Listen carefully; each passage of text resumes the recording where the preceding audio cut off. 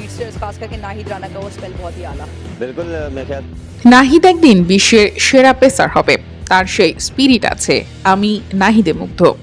লাহোর কালান্দার্সের বিপক্ষে নাহিদের বিধ্বংসী বোলিংয়ে মুগ্ধ হয়ে ম্যাচ পরবর্তী সংবাদ সম্মেলনে নাহিদকে প্রশংসায় ভাসিয়ে যা বলল অধিনায়ক বাবর আজম। মাঠের গতি আর বাউন্সে কুপোকাত লাহোর কালান্দার্স।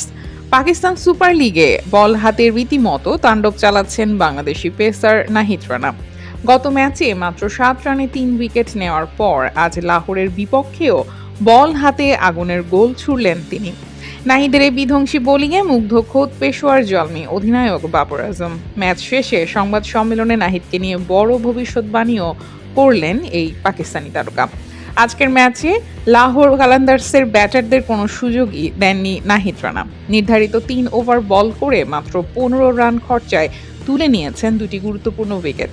নাহিদের গতির ঝড়ে খেই হারিয়ে ফেলে মুস্তাফিজুর রহমানের লাহোর।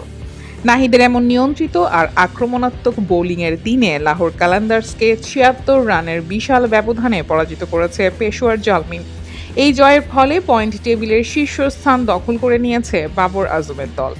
ম্যাচ পরবর্তী সংবাদ সম্মেলনে অবধারিতভাবেই এলো নাহিদ রানার প্রসঙ্গ।